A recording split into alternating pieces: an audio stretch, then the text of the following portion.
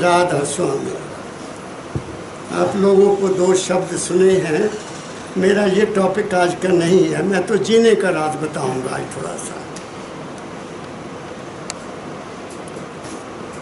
हर इंसान अपनी ज़िंदगी में कोई ना कोई आस लेकर जीतता है। ज़िंदगी का जो हमारा सिलसिला है सारा, वो किसी न किसी आस पर आधारित है। और बुज़ुर्गों ने कहा है, जब तक श्वास तब तक आस। ऐसा बुज़ुर्ग कहते हैं कि जब तक सांस चल रही है कोई ना कोई हमें आशा बनी रहेगी। आदमी हॉस्पिटल में है तो भी, हालांकि डॉक्टर्स ने कह दिया, लेकिन फिर भी हम कहते हैं आशा है, शायद वो बच जाए। आशा रखते हैं ना हम।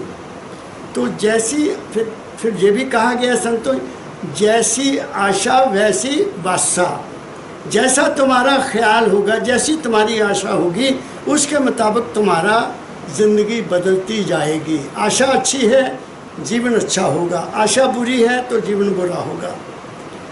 अब दाता दयाल जी महाराज जी ने इसके ऊपर दो विचार प्रकट किए, वो मैं आपको बताने जा रहा हूँ।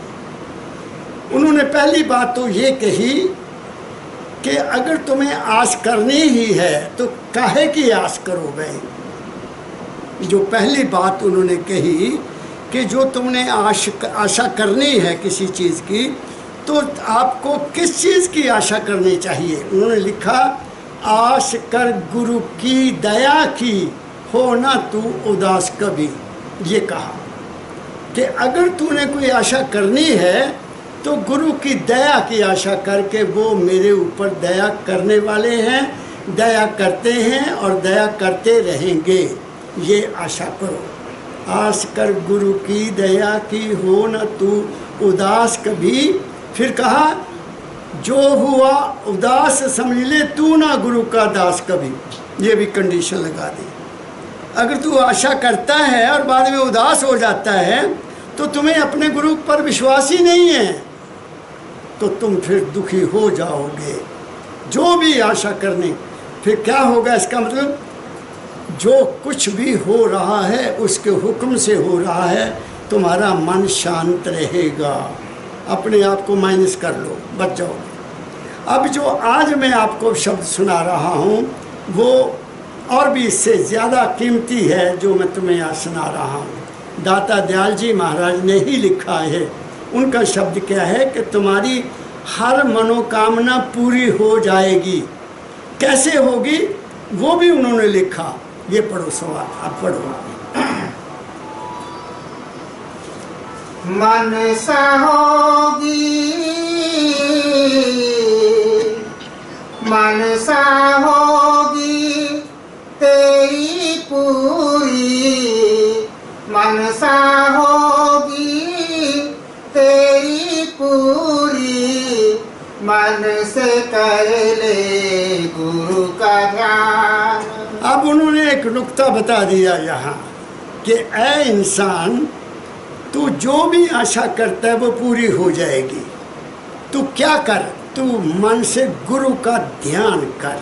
और ये संत मत है, और यही गायत्री मंत्र में भी कहा गया है, यही सनातन धर्म भी कहते हैं। क्या कहा उन्होंने, क्या लिखा, लेकिन कौन पूछता है सनातन धर्म को आज। या मेरे पास अभी 5-6 आदमी आए हुए थे आगरा से, बैठे भी, चाय पानी पी, खाना खाया। मैं कहा चलो सत्संग चलो। नहीं जी, अब हमने वैष्णो देवी जाना है। जाओ भी, जहाँ क्या लेना है, जहाँ क्या करने। लोग मानवता मंदिर को अपना स्टेशन बनाया हुआ है कि वहाँ रहने को भी जगह मिल जाती है, खाने को भी जगह मिल जाती है। खाओ पियो, फिर अमृतसर जाओ, फिर वो बाघा बॉर्डर देखो, जब बिजनेस कर लो, कोई सामान खरीद लो, और फिर सत्संग सुनना हो सुनो, नहीं तो फिर घर को जाओ। ऐसे लोगों को क्या मिलेगा जो बहुत घरों का। मैंने उनको यही कहा कि तुम बहुत घरों के मेहमान हो, तुम्हारे पल्ले कुछ नहीं पड़ेगा। क्या कहा मैंने क्या लेना। अब यहाँ कह दिया दाता दयाल ने कि तुम गुरु का ध्यान करो। बहुत ऊंची बात कही है, ये ध्यान करो। अब ध्यान करने से होगा क्या, आप वो सुनना मेरी बात को ध्यान से। बहुत लोग ध्यान करते हैं, गुरु का ध्यान करते हैं और मांगते भी हैं, लेकिन एक बात को ख्याल रखना जो मैं कहने जा रहा हूँ कि उस ध्यान से भी वो गुरु जिसका तुम ध्यान करते हो वो बेहतर जानता है कि तुम्हारी कौन सी आशा पूरी करनी है, कौन सी आशा पूरी नहीं करनी है। फिर क्या होता है, वो जो तुम्हारी डिमांड है कि ये हो जाए ये हो जाए, वो उस ख्याल को भी ख़त्म कर देते हैं। तुम्हारा विचार ही वो ख़त्म कर देंगे कि ये बच्चा तू मांग रहा है ये तेरे लिए अच्छा नहीं है, ये काम मत कर, तू मेरे ऊपर अपने आप को छोड़ दे, जो होगा तेरे भले के लिए होगा। वहाँ फिर क्या होता है, जब आदमी की आशा पूरी नहीं होती तो वो गुरु को ही छोड़ देता है। कहते मैं तो मंगया बथेरा, मैंने तो मिलया नहीं, जो मेहनत मंदा सी मैंने तो मिलया नहीं, तो वो छोड़ देता है। लेकिन उसको ये नहीं पता कि जो हुआ अच्छा हुआ। वो बेहतर जानता है, तुम्हारा गुरु, वो तुम्हारा इष्ट बेहतर जानता है कि तुम्हें क्या देना है क्या नहीं देना है। मेरी बात को पकड़ो, मैंने क्या कहा, बहुत ऊंची बात कह दी मैं अशोक कुमार। जो नई आशा पूरी हुई इसका मतलब इससे तुम्हारा भला है और तुम उस आशा को छोड़ जाओगे, भूल जाओगे, ख्याल ही भूल जाओगे। ये उस कुदरत का खेल है, ये गुरु का खेल है, ये मेरे ज़िंदगी का अनुभव है जो मैंने आपको बताया कि वो बेहतर जानता है जिसका तुम ध्यान करते हो कि जो तुम मांग रहे हो पता नहीं उससे, तुम्हें नहीं पता कि तुम्हारा भला होगा, तुम्हें नहीं पता कि तुम्हारा अच्छा होगा। इसलिए गुरु बेहतर जानता है कि ये अच्छा नहीं है, वो तुम्हारे दिमाग से वो ख्याल ही निकाल देगा। क्या कहा मैंने, दुनिया इसलिए करती कि हमें ये मिल जाए, हमें ये मिल जाए, हमें ये मिल जाए, तो कैसे मिलेगा, वो तो उसने भी देना है, जिसने देना है वो बेहतर जानता है कि क्या देना है क्या नहीं देना है। जब तुम इस नतीजे पर पहुंच जाओगे तुम्हें कभी भी अशांति नहीं होगी, तुम्हारा गुरु पर पूर्ण विश्वास हो जाएगा और तुम्हें फिर बाद में ये भी पता लग जाएगा कि मेरी आशा ये पूरी नहीं हुई, मालिक ने अच्छा किया। गाड़ी का पंचर हो गया, चलते चलते गाड़ी का पंचर हो गया, तुम वहाँ भगवान को कोसने लग जाते हो या तुम किसी और को कोसने लग जाते हो। तुम्हें क्या पता कि गाड़ी का पंचर क्यों हुआ, आगे जाते क्या हो जाता। क्या कहा मैंने, मेरी बात, मैं धर्मशाला में था तो धर्मशाला में तिब्बती गुरु रहते हैं दलाई लामा जी। एक दफ़ा उनका काफ़िला अमृतसर जा रहा था, भाई उन्होंने जहाज़ पकड़ना होगा, तो यहाँ जब वो नूरपुर के पास पहुँचे तो अभी पहाड़ियाँ थीं, तो उन्होंने अपने सबको रोक दिया, भाई ठहर जाओ, रुक जाओ, किसी ने आगे नहीं जाना। तो पंजाब रोडवेज की बस आई, वो आगे गई तो उसका एक्सीडेंट हो गया, बहुत आदमी उसमें मर गए। ये मेरी अपनी सुनी हुई बात है, मैं धर्मशाला में था तब, वहाँ धर्मशाला में बड़ा शोर हुआ कैसे हुआ। फिर उनके जो साथी थे दलाई लामा जी महाराज के, उन्होंने उसको पूछा, महाराज जी आपने हमें क्यों रोका था। उन्होंने कहा कि ये लोग देखते नहीं, मेरी नज़र है कि इस वक्त यहाँ से देवताओं की बारात जा रही थी, देवता जा रहे थे, क्रॉस कर रहे थे, तो उनके दखल जो भी देगा वो कैसे बचेगा। मेरी बात समझ गए, क्योंकि हमारी तो नज़र है नहीं, उनकी तो नज़र थी, उन्होंने बता दिया और रोक दिया सबको। जिनको नहीं पता था आगे एक्सीडेंट हो गया, बहुत से लोगों की मृत्यु हो गई थी। ये 1968 की बात है, 1968 की बात था, मैं धर्मशाला में था। तो इसलिए कुदरत जो करती है, गुरु बेहतर जानता है। अगर तुमने गुरु को धारण किया है, अगर तुमने गुरु को माना है, अरे यूं ही नहीं लिख दिया हमारे सनातन धर्म वालों ने, गुरुर् ब्रह्मा गुरुर् विष्णु गुरुर्देवो महेश्वरा गुरुर् साक्षात परब्रह्म तस्मै श्री गुरुवे नमः। कहीं भगवान का नाम है, कहीं किसी का नाम है, गुरु का नाम है वहाँ। फिर लिख दिया साथ ही, गुरु वाक्यम मूल मंत्रम, पूजा मूलम गुरु पदम, ध्यान मूलम गुरु मूर्ति, मोक्ष मूलम गुरु कृपा। लो फैसला ही कर दिया। फिर कहाँ भटकते फिरते हो तुम, कहाँ दौड़े फिरते हो तुम, कौन सी यात्राएं करते हो तुम, क्या मिलेगा मुझे बताइए आप। तुम सोचो मैं क्या कह रहा हूँ। ये बाबा फकीर का स्थान है, यहाँ सत्य बात कही जाती है। कोई ये नहीं, आप लोगों को भ्रम में नहीं रखना चाहता मैं, क्योंकि मेरा भ्रम दूर हो गया, इसलिए दाता दयाल जी महाराज ने लिखा। अब आगे पढ़ो। मनसा होगी तेरी पूरी, मन से कर ले गुरु का ध्यान। मूल नाम गुरु नाम है, मूल रूप गुरु रूप। अब देखो क्या कह दिया। कौन सा मूल नाम, कौन सा नाम है मूल?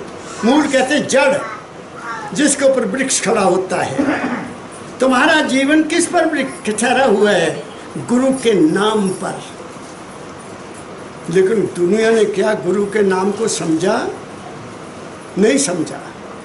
मेरा देश ऋषियों का देश होते हुए, महापुरुषों का देश होते हुए, गुरुओं का देश होते हुए, जिन्होंने इतनी नाम की महिमा की है, और हमने उस नाम की क्या कदर की है तुम खुद देखते हो। वो कहते मूल नाम गुरु नाम है, मूल रूप गुरु रूप। कहाँ है किसी और का नाम लिखा है यहाँ कि उसका ध्यान करो, उसका ध्यान ना करो? मैं खंडन नहीं कर रहा, मैं असलियत बता रहा हूँ। तुम करो जिसका मर्जी ध्यान, मैं नहीं कहता, लेकिन गुरु के बगैर कुछ भी नहीं है।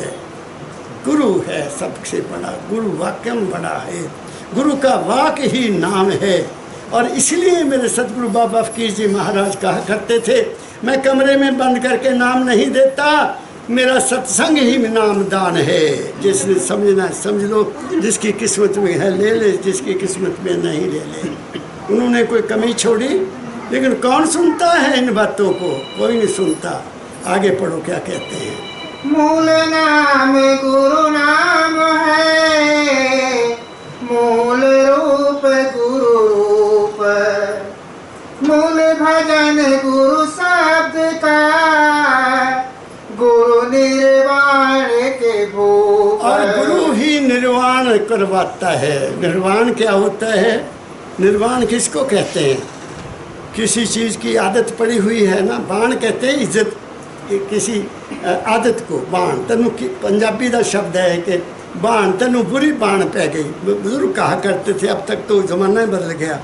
तनु बुरी बाण पई, बाण मीन आदत। वो कहते हैं निर्वाण गुरु देता है। कैसा निर्वाण देता है? सबसे पहला निर्वाण क्या है? निर्वाण जो मैंने समझा हजूर बाबा फकीर की संगत में बैठकर, एक है निर्वाण, एक है मुक्ति। दो शब्द, एक शब्द और भी है वो बीच में आता है। निर्वाण क्या? हमारे मन की आदत है दौड़ना, हमारे मन की आदत है भागते रहना। जो देखता है उधर भागता है, जो सुनता है उधर भागता है, जो खाने का स्वाद लगता है उधर भागता है कि नहीं भागता? गुरु की कृपा से हमारा मन ठहर जाता है। जब ठहर गया तो इसको निर्वाण मिल गया। किस बात से?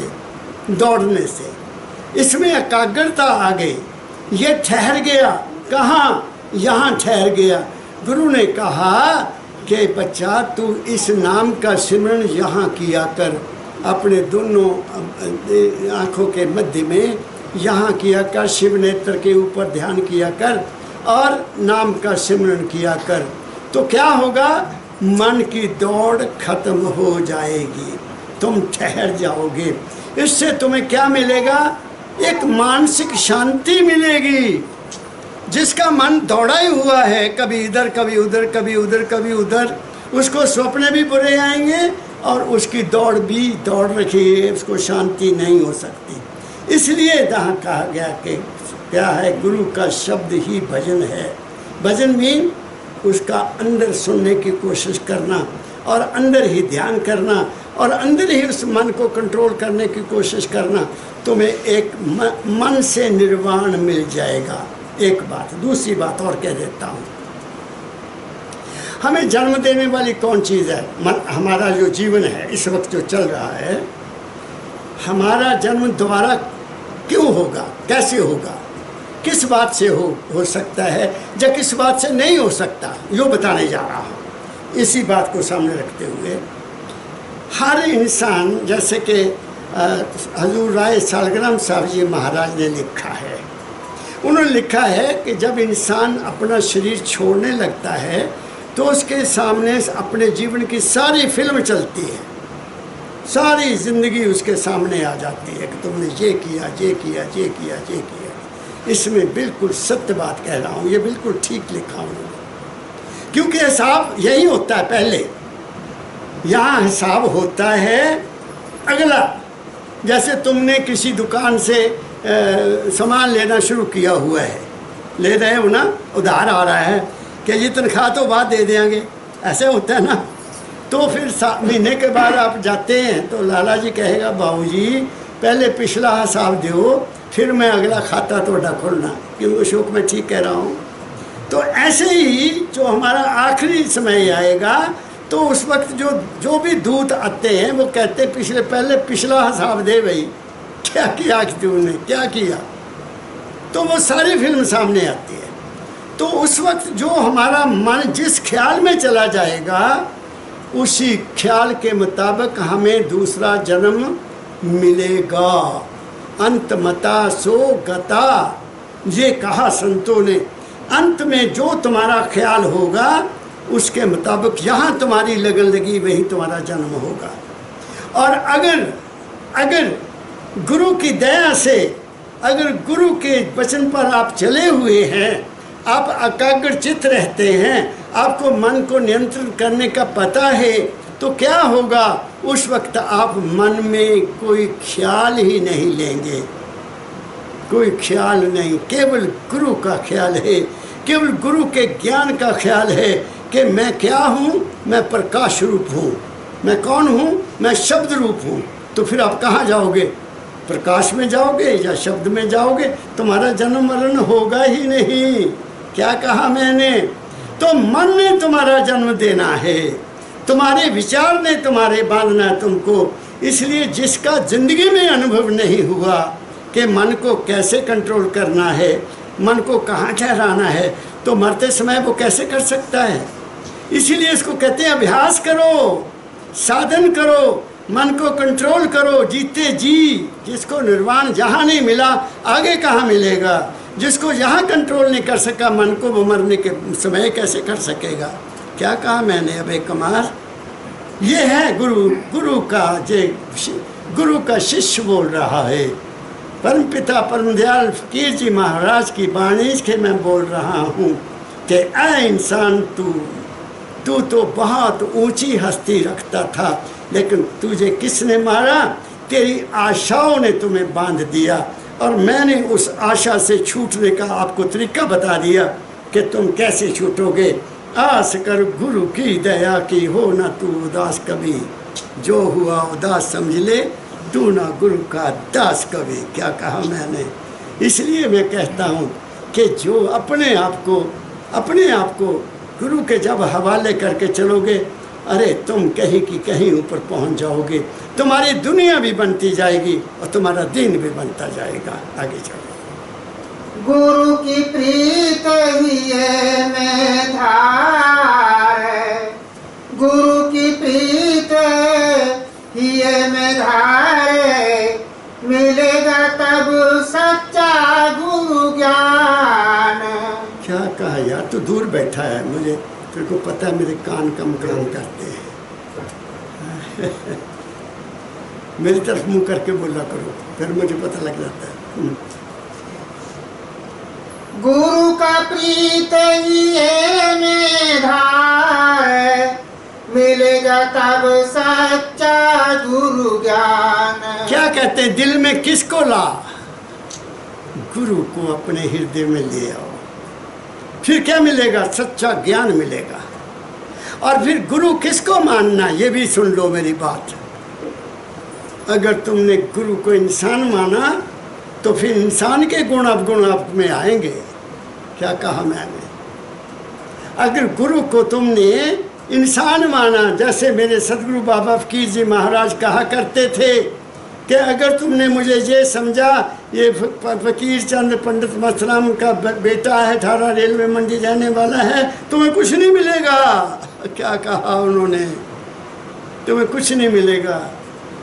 क्या कहा? गुरु क्या है? गुरु ब्रह्मा गुरु विष्णु गुरु देवो महेश्वरा गुरु साक्षात परब्रह्म तस्मै श्री गुरु वे नमः। वो तो सब कुछ वही है, और वो तो सबसे ऊंचा है। शब्द भी उसके अधीन है, प्रकाश भी उसके अधीन है।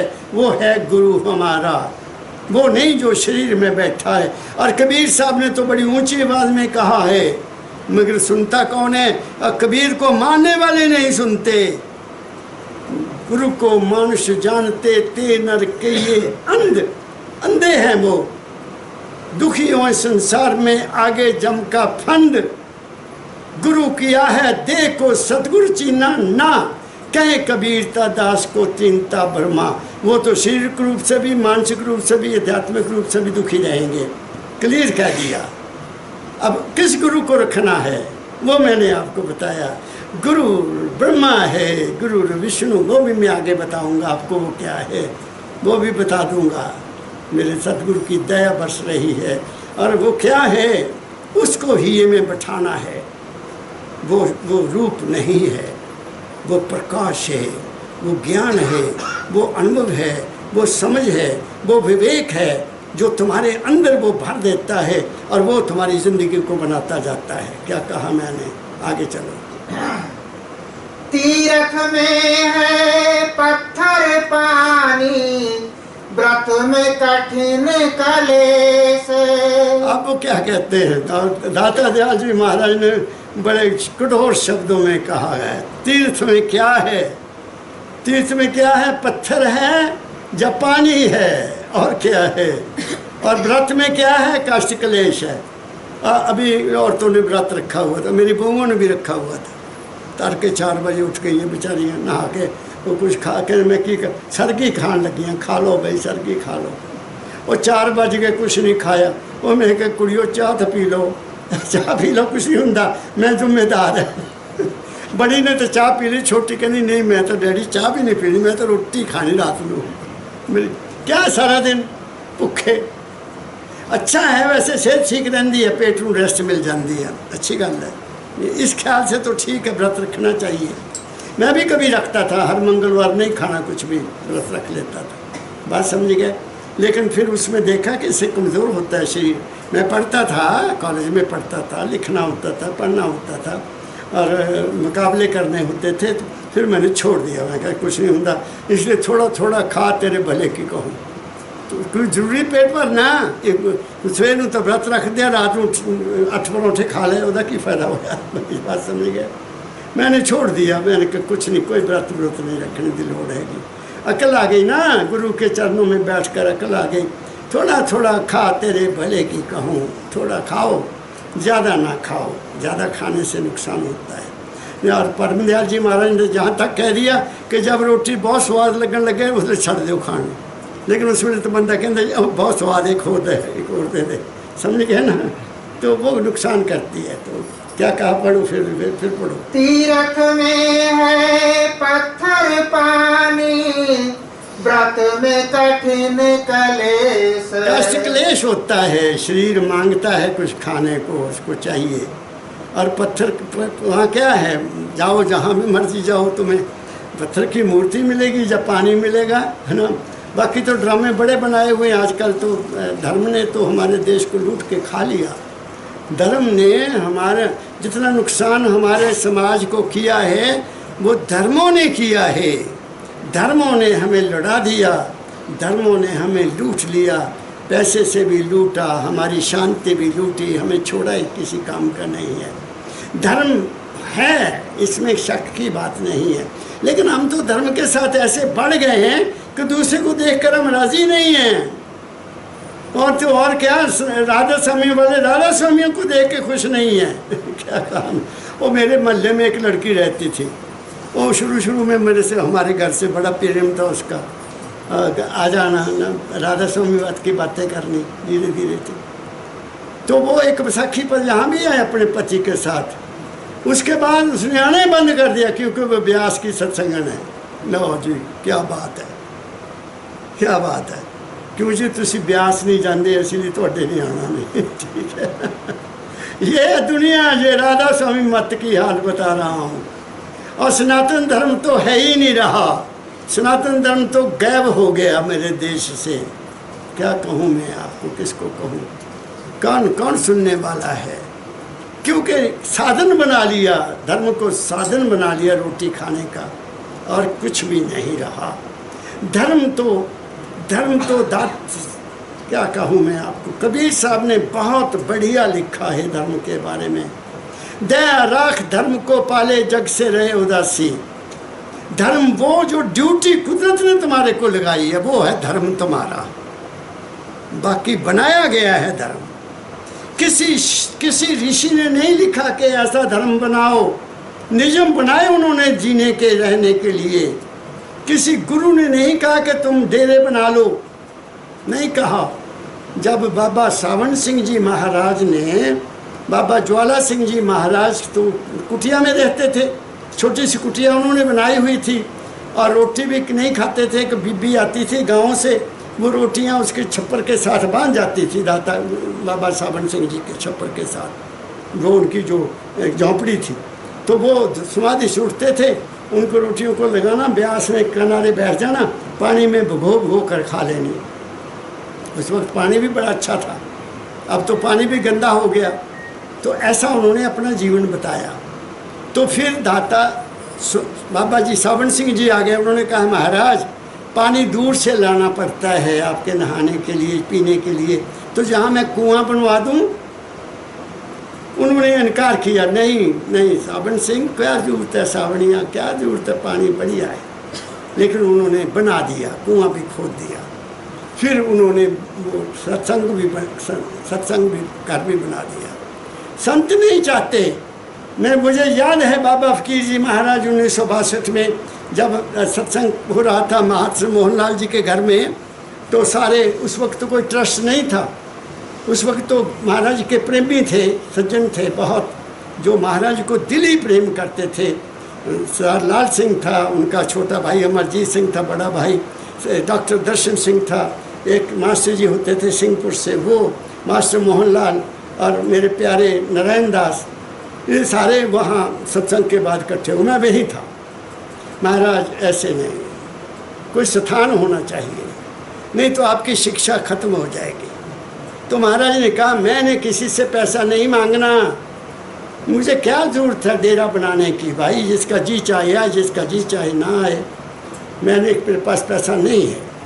तो शेर दुर्गा दास, वो फोटो लगा उनका, उन्होंने कहा महाराज ए लो 22,000 रुपया। उन्होंने 22,000 दिया। फिर बाकियों ने थोड़ा थोड़ा अपना डाला हिस्सा जिसका भी था। तो ये ज़मीन ली गई। उस वक्त ये ज़मीन एक आदमी के नहीं हो सकती थी, ये भी एक रूल था उस वक्त। तो ये 3 आदमियों के नाम पर लिखी, वो नाम मैं अभी नहीं बताऊंगा। और बाकी रह गई थोड़ी ज़मीन, फिर नारायण दास कहते जी मैं ले लेता हूँ। तब जाकर ये बना। बात मेरी समझ गए। और वो तो कहा करते थे खसमनु खाए मंदिर में, मंदिर से क्या लेना। क्या कहा मैंने, संतों की पहचान ये होती है। तो ये क्या कह रहे हैं दाता दयाल जी महाराज, सब संतों ने कहा कि वो तुम्हारे खट में है, ये महल है, ये चदरिया है, ये सबने कहा, लेकिन सुनता कौन है। करने नो दीदार महल में प्यारा है, खोज री पिया को निज घट में, अपने घट में खोज ले अपने पिया को, तुम्हारे अंदर है। सब कुछ कहा, लेकिन कोई सुनता नहीं है। गाफिल दुनिया का मेरा कलाम, दाता दयाल जी महाराज आखिर में लिख गए। कहाँ भटको भाई, फिर भटको का काल और माया ने तुम्हें पकड़ा हुआ है, तुम बच नहीं सकते हो। तुम्हें सत्संग भी मिला, फिर भी तुमने ये किया। क्या कहा मैंने, आगे बढ़ो, क्या कहते हैं। वाद विवाद से मन हो चंचल, वाद विवाद से मन हो चंचल, तत्व गुरु उपदेश। वो कहते हैं वाद विवाद मत करो किसी से। गुरबाणी कहती मूर्ख नाल ना उलझिए। मूर्खों से क्या उलझना, क्या कहना उनको को तुम चित्र चलो। साची कहूँ तो मारसी ये तुर्कानी जोर, कबीर साहब ने लिखा। अगर मैं सच्ची बात कहता हूँ तो ये तुर्क जो हैं ये मुझे नहीं छोड़ेंगे। और ऐसा ही हुआ। सच्ची बात को कौन सुनता है। साच कहूँ तो मारसी। कहते वाद विवाद में न पड़ो भाई, कुछ नहीं रखा इन बातों में। आगे क्या क्या चीज़ अच्छी है, गुरु उपदेश ठीक है। जो गुरु ने तुम्हें बात कही है वो आपके लिए लाभदायक है। बाकी किसी को न सुनने की ज़रूरत है ना सुनाने की ज़रूरत है। न तुम्हें कोई सुनेगा ना सुनाने की ज़रूरत है। क्या कहा मैंने, आगे बढ़े। करे जो गुरु की संगत प्राणी, करे जो गुरु की संगत प्राणी, वह फिर पड़े न भव की खान। क्या कहा, करे जो प्राणी गुरु की संगत, करे जो प्राणी गुरु की संगत, वह फिर पड़े न भव की खान। वो कहते हैं फिर तू फिर क्या कर भाई। दाता दयाल जी कहते हैं फिर तू क्या कर भाई। ऊपर तो खंडन कर दिया कि तीर्थ व्रत में क्या है, कुछ नहीं रखा हुआ। तो फिर तू अब क्या कर। कहते गुरु की संगत कर। उससे क्या होगा, तुम भव की खान में नहीं पड़ोगे, तुम भव सागर से बच जाओगे। अब सवाल पैदा होता है कि गुरु की संगत की कैसे जाए। अब आप लोग बैठे हैं हुजूर बाबा फकीर की संगत में बैठे हैं, इस वक्त बहुत अच्छा है, आपको विचार मिल रहे हैं। एक तो ये होगी संगत, बैठे सत्संग सुना। लेकिन अगर आप इस बात को सुना कर बस मंदिर की उस गेट से बाहर जाकर भूल जाते हो तो फिर आप गुरु की संगत नहीं की। गुरु की संगत ये है कि जो सुना है उसके ऊपर गुणन करते रहो, उस पर विचार करते रहो। हर वक्त जब वेले बैठो, जब फ्री हो, क्या सुना था मैंने, क्या कहा था वहाँ सत्संग में, कौन सी बात अच्छी लगी मुझे। उन्होंने तो ये कहा कि जो गुरु है तो गुरु ने जो कहा वो सत्य है, या जो मैं दुनिया को सुनता हूँ वो सत्य है। जो दुनिया कहती वो सत्य नहीं है, जो गुरु कहता है वो सत्य है। वो सत्य वाक्य, वो गुरु का वाक्य जो है वो सत्य है। उसको विचार अगर करते रहोगे तो आप हर समय गुरु के साथ हो। जो गुरु की वाणी को याद रखता है, जो गुरु की शिक्षा को याद रखता है, जब भी फ्री मन होता है तो वो गुरु के साथ होता है।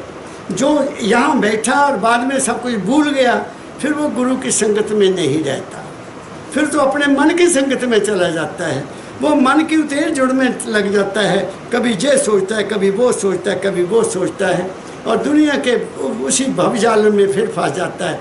भवजाल है क्या, मन की कल्पनाएं, और क्या है मन की वासनाएं, और क्या है मन के विचार, ये भवसागर है, और क्या है। अगर उनको छोड़कर आपने गुरु की बात को पकड़ लिया तो यहाँ से जब आप अंदर जाओगे तुम्हारी दुनिया अपने आप बनती जाएगी। कुदरत तो तुम्हें ऐसे रास्ते पर लेते जाएगी कि तुम मंजिल पर पहुँच जाओगे। ये निश्चित है क्योंकि तुमने गुरु का साथ कर लिया। क्या कहा मैंने, आगे चलो। गुरु विष्णु गुरु शिव की मूरत, गुरु विष्णु गुरु शिव की मूरत, गुरु को ब्रह्मा जाने। अब 3 बातें कह दी उन्होंने और दाता दयाल जी ने। गुरु कौन है, ब्रह्मा है, विष्णु महेश है, तीनों मान लो। अब ये कैसे हैं, ये अब सवाल पैदा होता है कि ये गुरु ब्रह्मा, गुरु विष्णु, गुरु महेश है क्या? क्या ये कोई देवता है? क्या ये कोई ब्रह्मा है जिसके 4 मुख हैं? क्या ये कोई विष्णु है जो शैया के ऊपर बैठा लेटा हुआ है और लक्ष्मी जी उनकी पूजा कर रही है? नहीं, क्या वो शिव है जिसके गले में सांप है और गले में मुंड माला है, हाथ में त्रिशूल है और डमरू है? ये वो नहीं है। ये बनाए गए हैं। हमें एक इष्ट दिया गया कि इनकी पूजा करो, तुम दुनिया करती है। ये है क्या? ये कुदरती ताकतें हैं, कुदरत की। इनको कहते हैं electrons, protons and neutrons. Electrons ऐसी शक्ति है जो पैदा करती है, प्रोटॉन्स ऐसी शक्ति है जो उसको मेंटेन करती है, और फिर न्यूट्रॉन में जो चीज़ पैदा हुई ठहरी और समाप्त हो गई। ये 3 कानून यहाँ काम करते हैं। अब हमारे ये तीनों के 3 शक्तियाँ हमारे अपने अंदर है, और कहाँ कह के लेके जाऊँ आपको मैं। हर इंसान, क्योंकि ये अशरफ मखलूक़ात है, ये शरीर टॉप ऑफ द क्रिएशन है, ये नारायणी देह है, और इसको ये कहा कि ये जो ब्रह्मांडे सोई पिंडे, जो ब्रह्मांड में सो इसमें है। तो अगर ये 3 ताकतें ब्रह्मांड में हैं, ब्रह्मा भी, विष्णु भी और महेश भी, तो वो हमारे शरीर में भी होनी चाहिए। हैं वो अगले हफ्ते बताऊंगा डिटेल में, लेकिन थोड़ा सा यहाँ थोड़ा सा बता देता। ब्रह्मा उत्पत्ति करता है।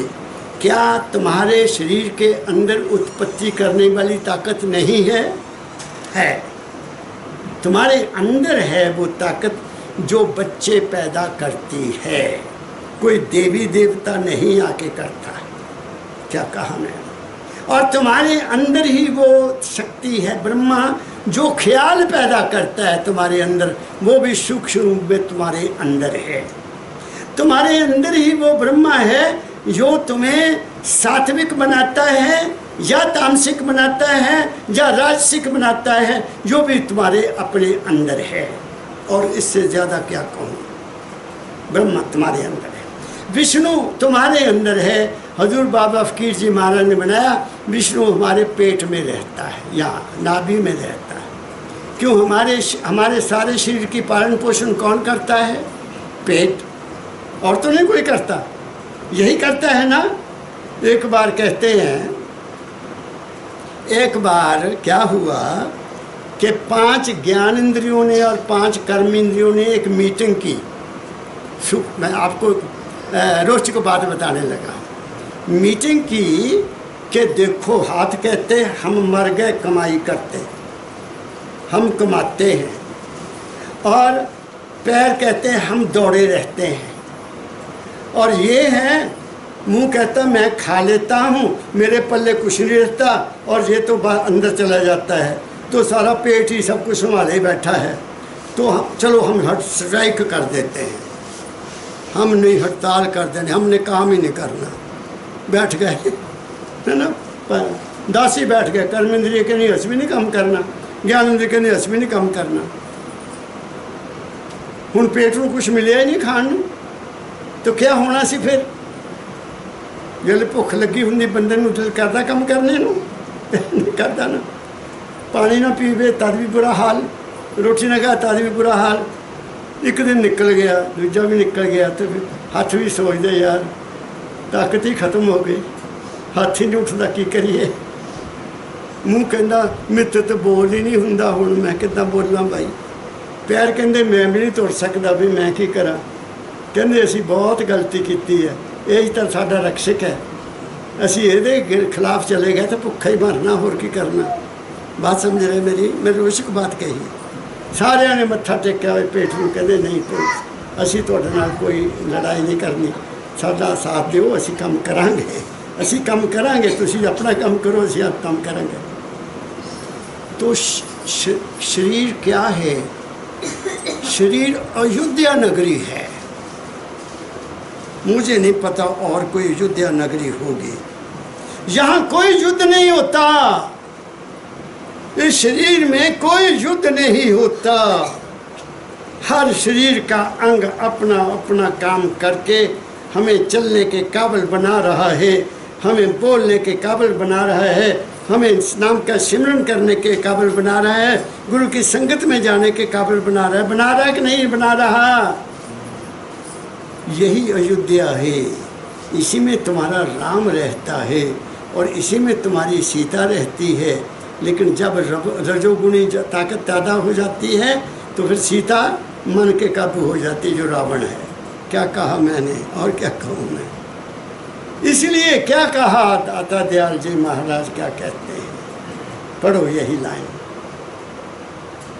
गुरु विष्णु गुरु शिव की मूरत, गुरु को ब्रह्मा जाने। बस मान लो कि वो तुम्हारे से अलग नहीं है। तुम बाहर जहाँ मर्जी भटकते फिरो, तुम्हें सुख शांति समृद्धि नहीं मिलेगी। हाँ, तुम्हारी थोड़ी बहुत जो मनोकामना होगी वो तो लौट हुई हुई या तो होनी है पूरी, उसको तो कोई रोक नहीं सकता। तुम्हारा कर्म किया हुआ तुम्हें फल मिलना ही है, चाहे तुम पूजा करो चाहे पाठ करो, जो मर्जी करो। कर्म करना है तो उसका फल मिलेगा। अच्छा करोगे अच्छा फल मिलेगा, बुरा करोगे बुरा फल मिलेगा। अच्छा फल किया, अच्छा कर्म किया तो कहीं जाके माफ़ी मांगने की जरूरत ही नहीं है। क्या कहा मैंने, फिर किस बात की माफ़ी मांगनी है। हमने गुरु की संगत में बैठे हैं, हमने कोई बुरा कर्म किया ही नहीं। बुरा कर्म किया होता तो हम यहाँ ही नहीं आते, कभी ना हमें मिलती गुरु की संगत। आपको ये भी बता देता हूँ, ये बहुत भाग्यशाली होते हैं जो किसी गुरु की संगत में जाकर उस चीज़ को प्राप्त करते हैं जिसके लिए सत्संग दिया जाता है। क्या कहा मैंने। इसलिए गुरु क्या, मैं तीनों चीज़ें आपको बता दें। गुरु ब्रह्मा, गुरु विष्णु, गुरुदेवो महेश्वरा। और दाता दयाल जी ने ये कहा और मैंने कह दिया कि वो कहाँ हैं। वो तुम्हारे अपने घट में हैं। 33 कोटि कहते, कोटि मुझे नहीं पता, शास्त्र कहते 33 कोटि देवी देवता तुम्हारे अपने अंदर हैं। पृथ्वी का तत्व तुम्हारी मूलाधार में है, जल का तत्व तुम्हारी इंद्री में है, अग्नि का तत्व तुम्हारे नाभि में है, हृदय का तत्व जो हवा का है वो हमारे हृदय में है। विष्णु जी यहाँ हैं अग्नि, और यहाँ हमारा शिव है जिसको हृदय कहते हैं, दाएं है। और यहाँ कंठ में हमारे आकाश तत्व है। आकाश तत्व अगर ना हो किसी के अंदर तो ना वो बोल सकता है ना वो सुन सकता है। जिसका आकाश तत्व नहीं है शरीर में वो गूंगा भी होगा और बहरा भी होगा, क्योंकि उसके शरीर में उस दोनों चीज़ों की कमी रह गई। इसलिए ये हमारे में बहुत बड़ी कृपा है उस मालिक की कि हम देख भी सकते हैं, हम बोल भी सकते हैं, हम चल भी सकते हैं, हम कर्म भी कर सकते हैं। वो तुम्हारी अपनी नीयत पर निर्भर करता है कि तुम कौन सा कर्म करते हो। इंसान बिल्कुल फ्री है कर्म करने के लिए, लेकिन विवेक के साथ किया जाए कर्म वो लाभदायक होता है। अज्ञान के साथ कर्म किया गया गले की फांसी बनता है। आगे चलो। गुरु ब्रह्म गुरु पर ब्रह्म है, गुरु ब्रह्म गुरु पर ब्रह्म है, अपनी बुद्धि पिछान। अपनी बुद्धि से विचार करो, वे वो काम मैंने बता दिया, बाहर नहीं है। आगे। गुरु की भक्ति सबका सार है, गुरु की भक्ति सबका सार है, और सब भरम अज्ञान।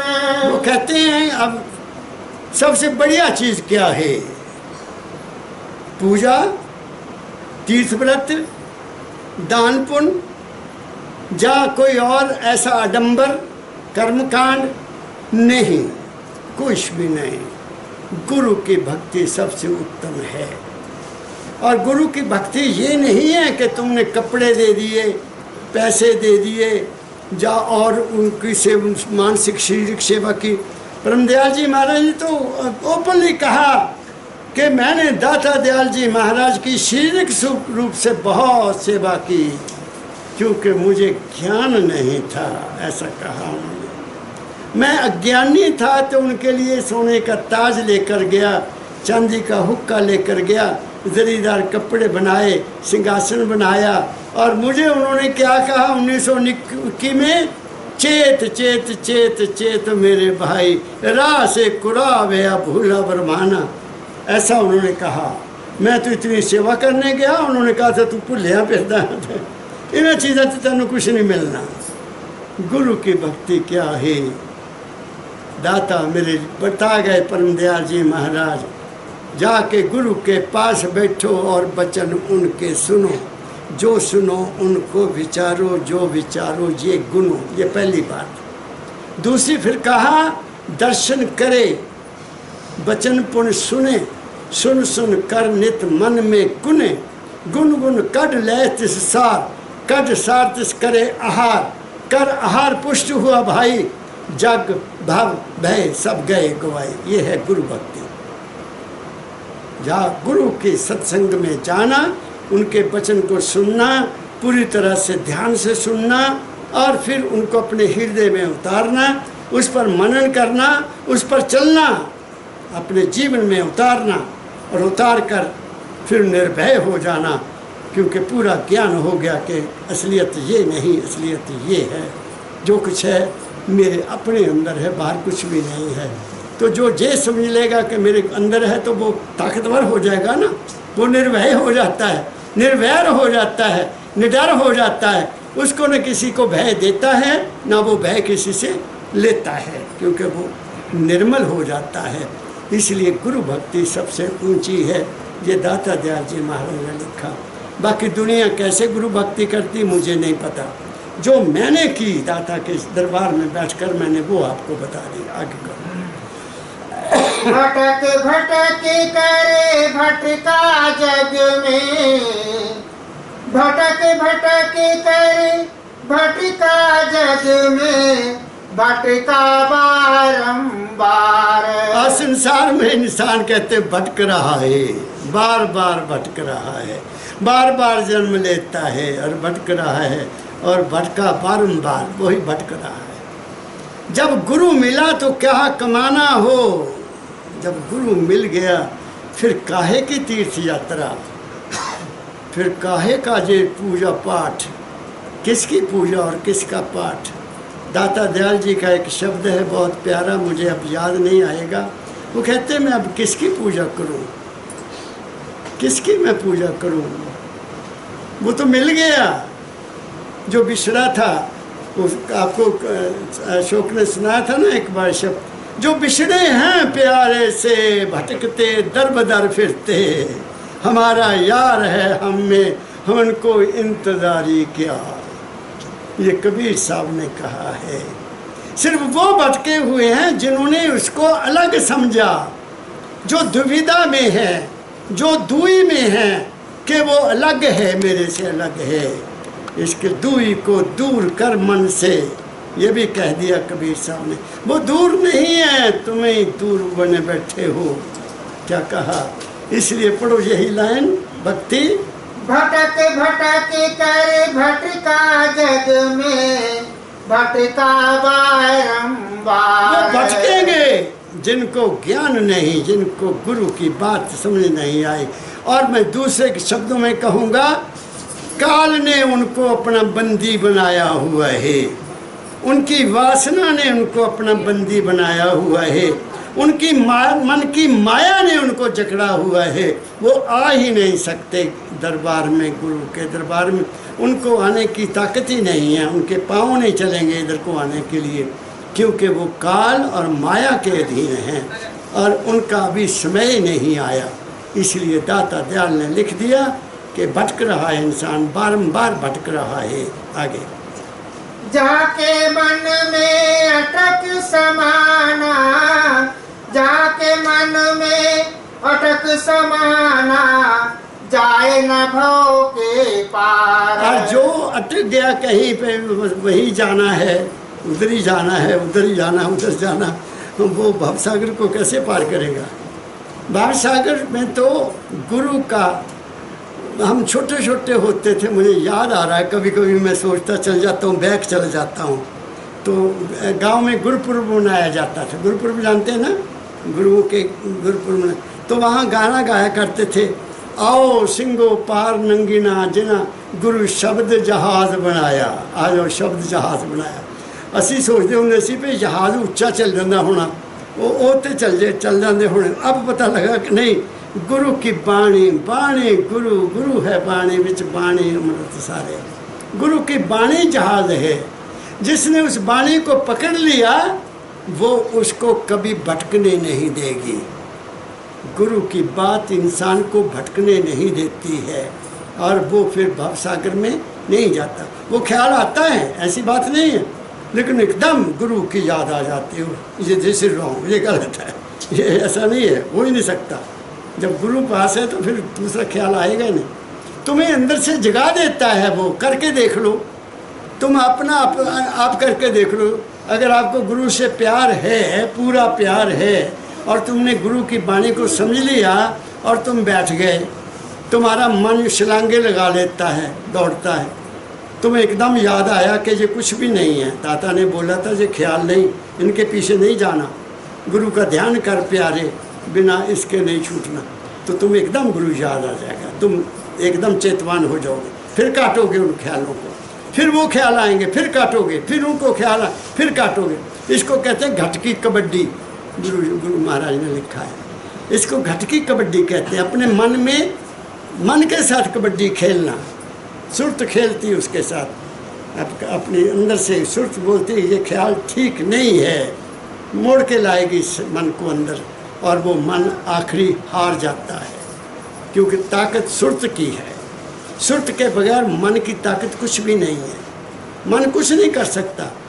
मैं उसकी मिसाल आपको देता हूँ। दाता दयाल जी महाराज स्कूल में मास्टर भी रहे।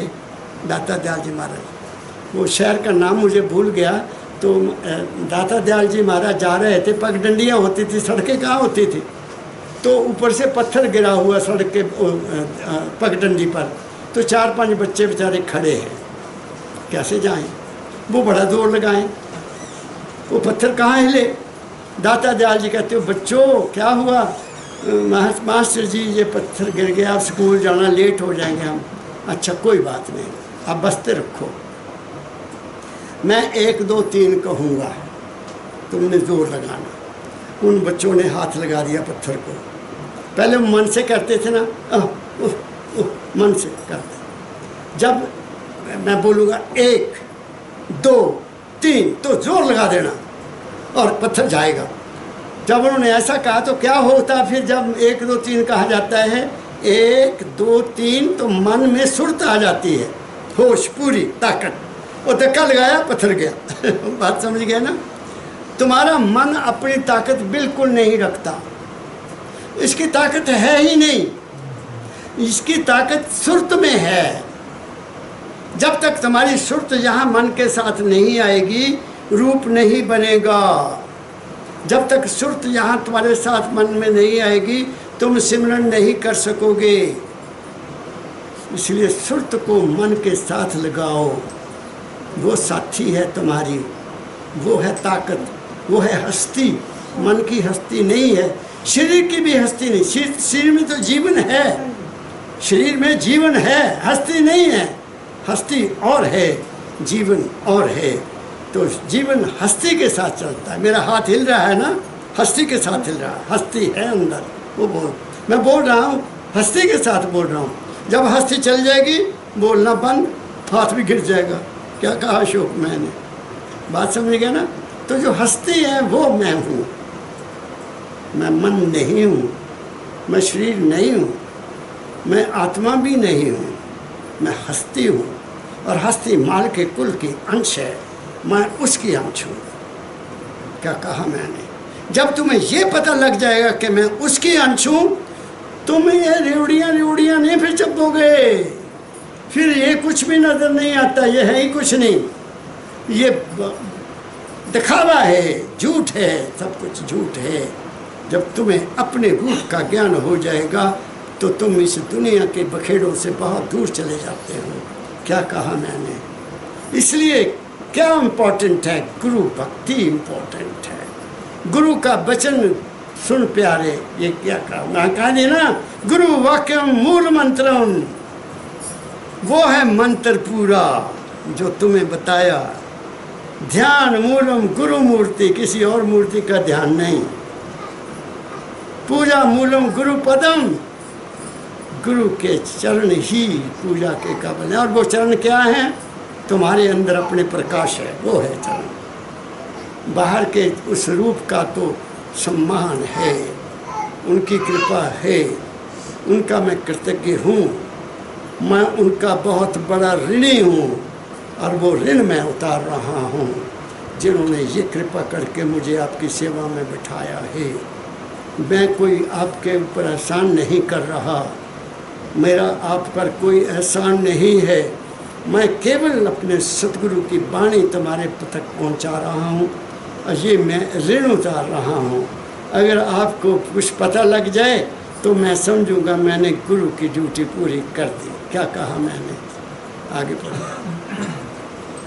तू सोच समझ चित धारे, तू सोच समझ चित धारे, बात ये साची मन से मान।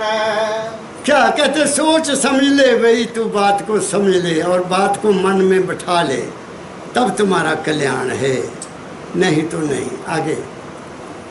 राधा स्वामी सतगुरु पूरे, धारा संत अवतार। वो कहते हैं राधा स्वामी कौन है? राधा स्वामी वो नहीं जो राधा स्वामी कहता है। तो मिलते हो ना, राधा स्वामी वाले भी आपस में मिलते हैं, वो राधा स्वामी कहते हैं। दूसरे अपने ख्याल से अपने लोगों का जोड़ जोड़ धर्म नूं मनण वाले है। कोई सत साहब कहता है, कोई कुछ कहता है, कोई कहते हैं ना। राधा स्वामी कौन है? जिसकी राधा ने स्वामी को पहचान लिया, जो वहाँ रहता वहाँ जाता है। राधा आदि सुरत का नाम, स्वामी आदि शब्द पहचान। जिसके अंदर वो शब्द प्रकट हो गया और सुरत उसके साथ जुड़ी हुई है, वो है राधा स्वामी। जो उस धुन को अपने अंदर सुनता है। माला फिरूं न हर भजूं, मुख से कहूँ न राम, कबीर साहब ने कह दिया। माला फेरूं न हर भजूं, मुख से कहूँ न राम, मेरा राम मुझे भजे, तब पाऊँ विश्राम। अब कितनी ऊंची बात कहते। कबीर कहते वो तो मुझे सिमरन कर रहा है, मैं उसका क्यों सिमरन करूं? मुझे माला फेरने की जरूरत ही नहीं है। तो क्या हुआ?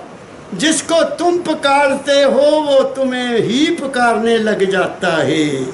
इससे परे मैं और क्या कहूँ? तुम उसको पुकारो तो सही, तुम उसको पुकारो, वो तुम्हें पुकारेगा। बच्चा मैं आजा आजा, मैं तेरे इंतज़ार में बैठा हूँ। मगर वहाँ तक जाता कौन है? कौन ही नहीं जाने की कोशिश करता। बाहरी बाहर सब कुछ है। क्या कहा मैंने? फिर पढ़ो यही राधा स्वामी। राधा स्वामी सतगुरु पूरे, धरा संत अवतार। सुर शब्द मत योग बताया, सूरत शब्द मत योग बताया। सार सार का सार, सार का सार क्या है? सार का भी सार निकाल दिया, सार का भी सार निकाल दिया। सुरत शब्द क्या है? हमारा मन की आवाज़ और है, मन की आवाज़, शरीर की आवाज़ और है, मन की आवाज़ और है, सुरत की आवाज़ और है, और आत्मा की आवाज़ और है। परमदयाल जी महाराज ने तो जहाँ तक कह दिया, और उसका मैं अनुभव करने की कोशिश कर रहा हूँ कि ऐ इंसान, तेरे शरीर का सांस क्या है? मेरे शरीर का सांस ये जो चल रहा है, ये मेरे शरीर का सांस है। सांस बंद हो जाएगा, शरीर ठंडा हो जाएगा, ठीक है? और मन का सांस क्या है? मन के विचार मन का सांस है, मन की कल्पना मन का सांस है, मन की कामनाएं मन का सांस है। जब ये खत्म हो जाएंगी, मन भी शांत हो जाएगा। क्या कह रहा हूँ? बाबा फकीर जी महाराज की वाणी कह रहा हूँ। मगर क्या दुनिया इसको सुनने के लिए तैयार है? कोई डंडे वाला आएगा तो सुना देगा। आत्मा का सांस क्या है? आत्मा क्या है? प्रकाश है। प्रकाश नहीं है तो आत्मा भी साइलेंट हो जाएगी। आत्मा का सांस प्रकाश है और जो मेरी सुरत है उसका सांस शब्द है। इसलिए उसको कहा गया सुरत शब्द योग। क्या कहा मैंने? पूछो आज के गुरुओं को, आचार्यों को, संतों को, क्या तुमने राधा स्वामी मत को जाना है? क्या तुमने उसका अनुभव किया है? मैं बाबा फकीर जी के स्थान से उनसे प्रार्थना करता हूँ, अगर कोई उनके शिष्य सुनने वाले हों तो उनसे पूछे कि महाराज क्या ये बात सत्य है? अगर सत्य नहीं होती तो दाता दयाल कभी ना लिखते, कबीर साहब कभी ना लिखते, गुरु नानक साहब कभी ना लिखते और दूसरे संत कभी ऐसा होका ना देते कि सुरत शब्द योग सबसे उत्तम योग है। न हठ योग है, न प्राण योग है, ये बाकी सब योग दुनिया के लिए हैं। असली योग सुरत शब्द योग है जो हमें इस जन्म मरण से हमेशा के लिए आज़ादी देगा और हम अपने परम तत्व की गोद में चले जाएंगे। क्या कहा मैंने? फिर पढ़ो। यही है सार का सार, यही है सार का सार, और कोई सार नहीं है। सार का सार होता निचोड़, असलियत निचोड़। जैसे फूलों से अर्क निकलते, फूलों से क्या निकलता है वो निकालते हैं, क्या उसका होता है नाम, खुशबूदार चीज़ें, इतर निकलता है। किससे निकलता है? फूलों से निकालते हैं ना, वो इतर निकलता है।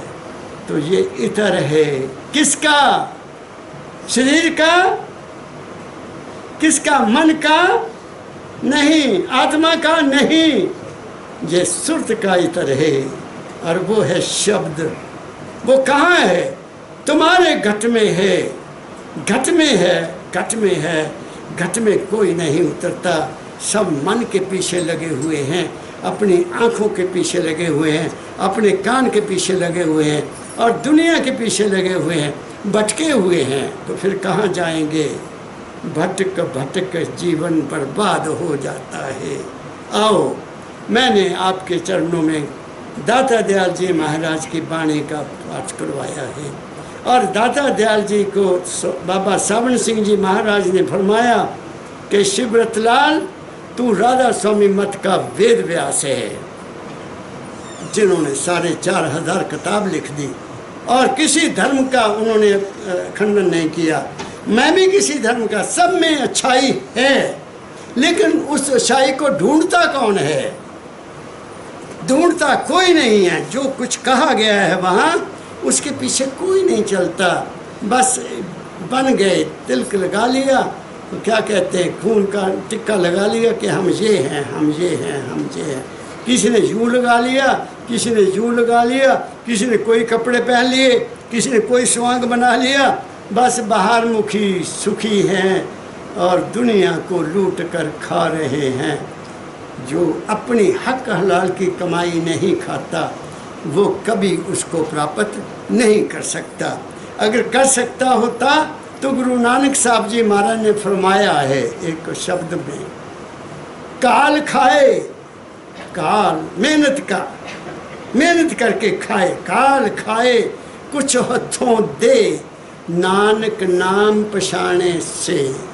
उन्होंने कह दिया कि नानक साहब कहते हैं, नानक महाराज कहते हैं कि भाई जो अपनी मेहनत करके हक हलाल की कमाई करके खाएगा और उस कमाई से कुछ हथों भी गरीब की मदद करेगा, दुखिए की मदद करेगा, भूखे को रोटी देगा, नंगे को कपड़ा देगा, किसी विधवा की मदद करेगा और सिर्फ उसको नाम की प्राप्ति होगी।